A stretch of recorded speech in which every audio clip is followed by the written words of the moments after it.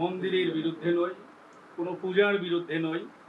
মূলত আমরা দেশের বিরুদ্ধে ষড়যন্ত্রকারীদের বিরুদ্ধে, যারা দেশের বিরুদ্ধে ষড়যন্ত্র করতে চায়, যারা আমাদের এই রংপুর অঞ্চলকে ভারতের 7 সিস্টার রক্ষার কৌশলগত দিক দিয়ে ভারতের অঙ্গরাজ্য বানাতে চায়, এবং আমরা জাতীয় অনেক হিন্দু নেতাদের বক্তব্যে স্পষ্ট প্রমাণ এটা পেয়েছি।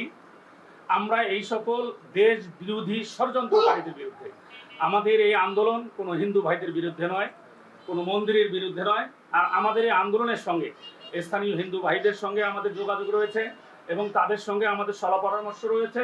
হরিদাস চন্দ্র তরুণী দাসের বিরুদ্ধে যথাযথ আইনগত ব্যবস্থা গ্রহণ করতে হবে। তো আমরা জেনেছি যে গত রাত্রে অপরাধ তদন্ত বিভাগ সিআইডি কর্তৃক তাকে গ্রেফতার করা হয়েছে এবং অভিযুক্ত সে যেই সমাজেরই হোক, যেই ধর্মেরই হোক, তার বিচারের দাবিতে সকলেই সোচ্চার সরব ছিলেন। হরিদাস চন্দ্র শুধু একা নয়, তার সঙ্গে সংশ্লিষ্ট স্থানীয় জাতীয় পর্যায়ের সকল সহযোগী পৃষ্ঠপোষক ও কুশীলবকে নিরপেক্ষ তদন্তের মাধ্যমে নগদ নিয়ে এলো হার না মানা হার অফার। সর্বনিম্ন 10,000 টাকা রেমিটেন্স নগদে পাঠালে থাকছে স্বর্ণের হার জেতার সুযোগ। চিহ্নিত করে আইনের আওতায় আনতে হবে।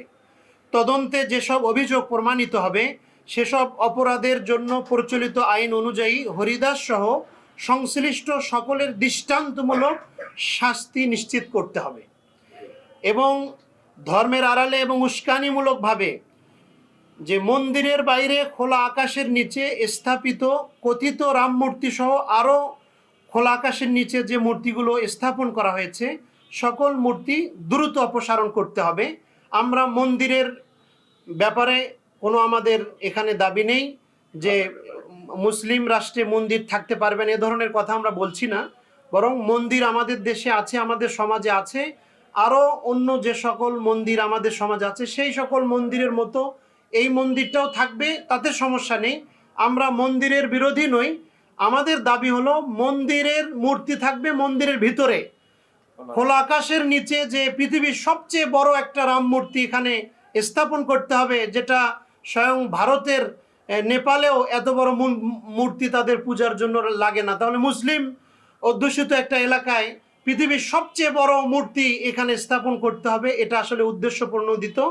এই জন্য আমাদের জোর দাবির হলো এই মূর্তি দ্রুত অপসারণ করতে হবে।